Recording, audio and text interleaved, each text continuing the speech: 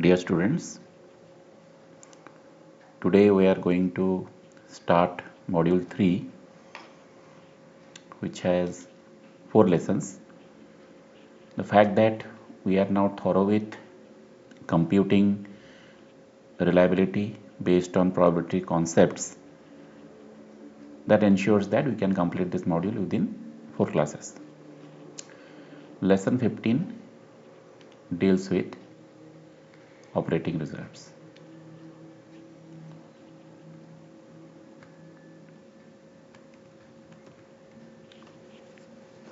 So, the time span of the power systems is divided into two sectors, the planning phase, which we have been discussing so far, and the operating phase. In power system operation, the expected load must be predicted and sufficient generation must be scheduled. Reserve generation must also be scheduled in order to account for load forecast uncertainties and possible outages. Once the capacity is scheduled and spinning,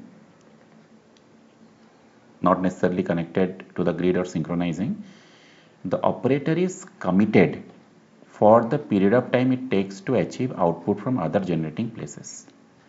Okay, so here comes the concept of spinning reserves, which can be synchronized whenever the load demands within a certain commitment time. This time may be several hours in case of thermal units, but only a few minutes in case of gas turbine or hydro plants.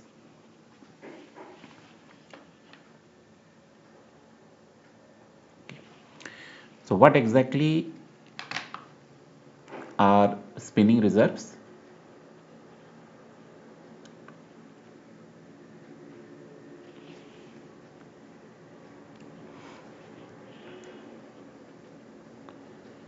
So you can see here that the reserve capacity that is spinning, synchronized and ready to take up load is called spinning reserve. So what are other operating reserves? Rapid start gas turbines, hydroelectric units, interruptible loads, assistant from interconnections.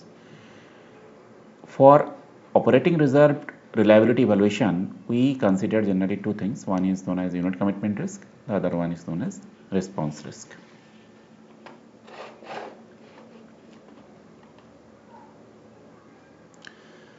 What concepts separate operating reserve reliability evaluation from other things that we have seen so far?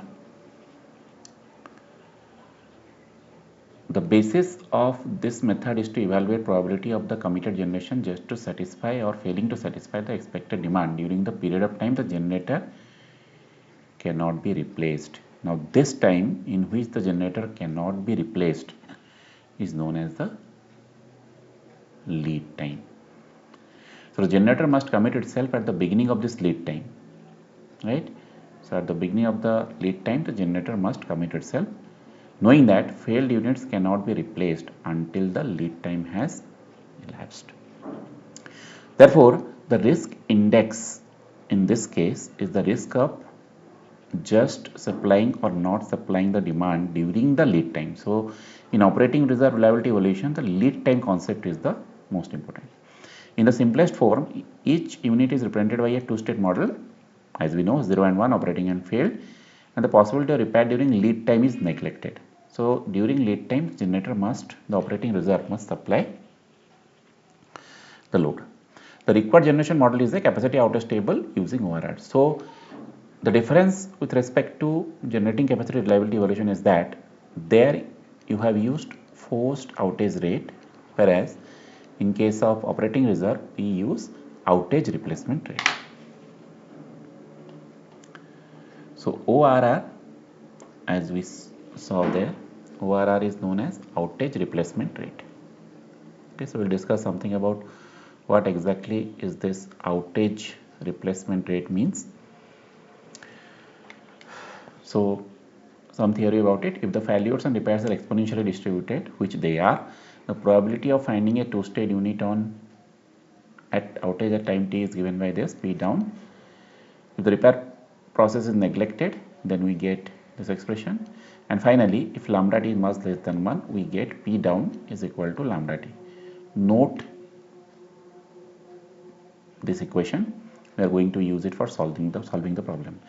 The above equation P down is equal to lambda T is known as the outage replacement rate and represents the probability that if unit fails and is not replaced during, again the concept of lead time comes here. So during lead time the unit fails and is not replaced. So that is known as outage replacement rate. The outage replacement rate is directly analogous to the FOR used in planning studies. Difference is that the outage replacement rate is dependent on the lead time. So it is time dependent. So what exactly is unit commitment risk? In the first model, it assumed that the load will remain constant for the period being considered, that is the lead time. Therefore, the unit commitment risk can be reduced directly from the generation model. It is necessary in a practical system to first define an accepted risk level. So first define an accepted risk level in order to determine the maximum demand that a particular committed system can meet. Also, it is required to make an economic comparison between the spinning of a large reserve and reducing the lead time by maintaining thermal units as hot reserves or spinning reserves and investing on rapid stability. In general, hydro units have smaller failure rates resulting in reduced risk. Okay. In practice, the operator would commit one unit at a time from a merit order table. Okay. Yes. Now come to the problem.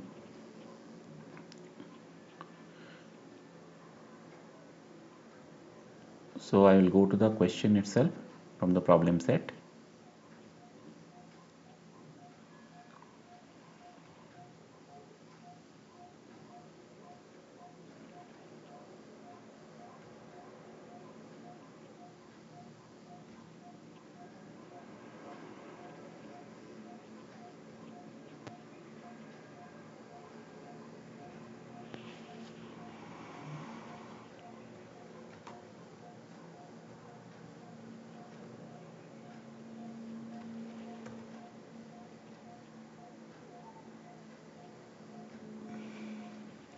Okay.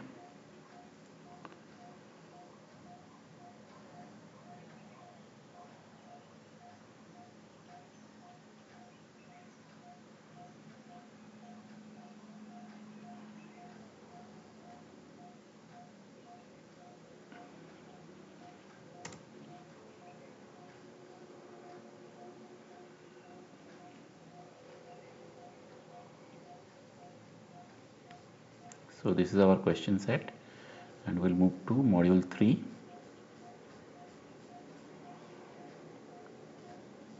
Okay. So this is the question. So the question is, consider a committed generating system A consisting of 2 into 10 megawatt units, 3 into 20 megawatt units and 2 into 60 megawatt units. Let each be a thermal unit having a failure rate provided in table 4.1. So we'll go to 4.1.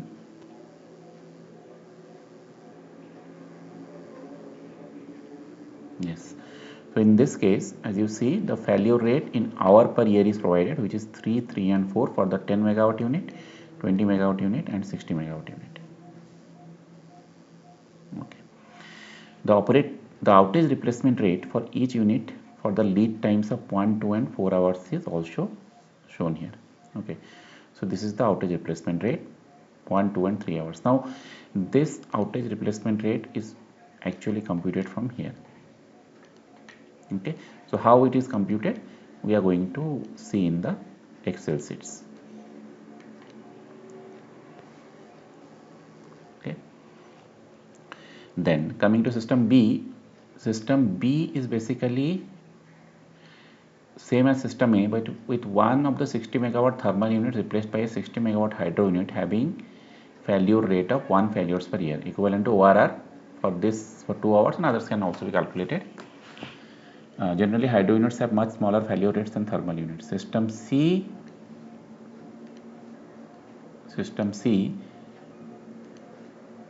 scheduled system of 20 into 10 megawatt units, each having ORR that of 10 megawatt of system A. Now compute the capacity outage table. Okay, so that is the question.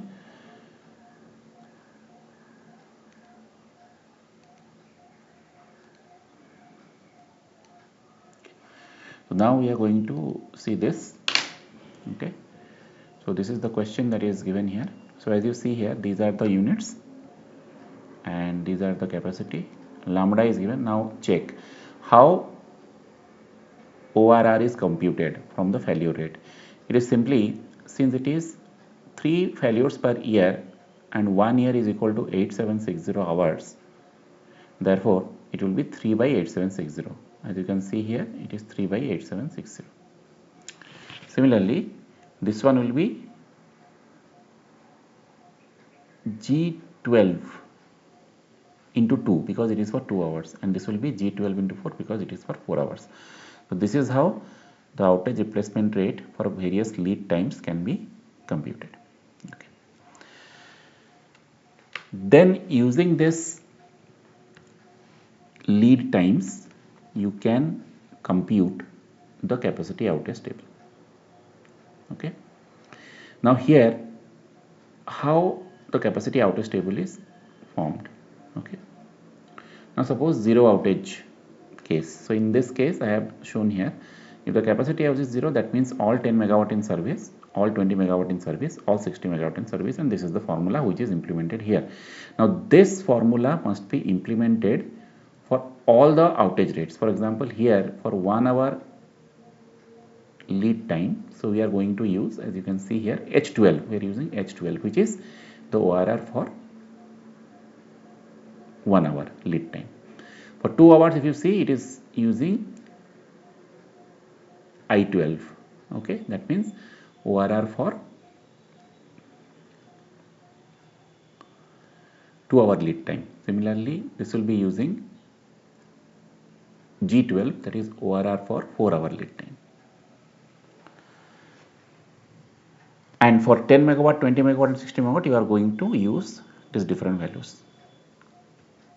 Next case, similarly it can be obtained. So as you see here, for 20 megawatt, so you have got all taken 10 megawatt in service, 120 megawatt outage, all 60 megawatt in service, or you can have 210 megawatt outage and all the other systems are in service. Then using simple binomial distribution, you can obtain the capacity outage for system A. Similarly, the COT for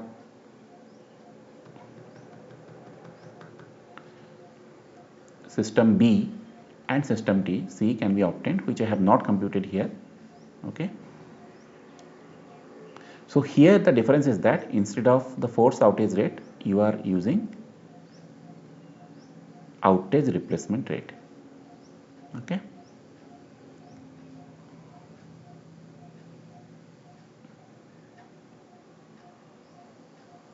Now we are going to go to the PPT again.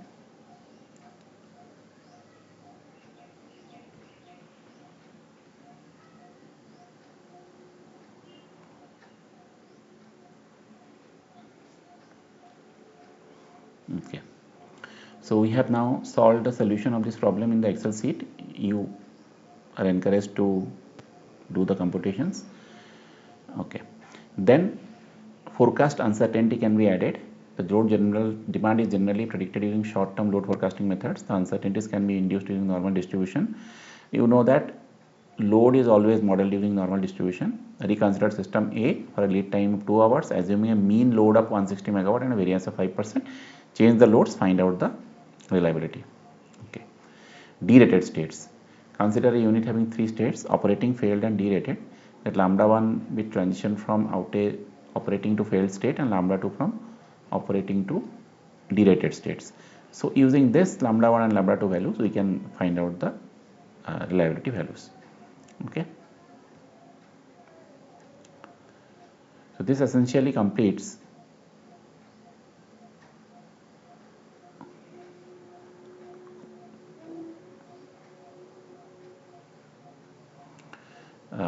this lesson. So we are going to, what we are going to see, we are going to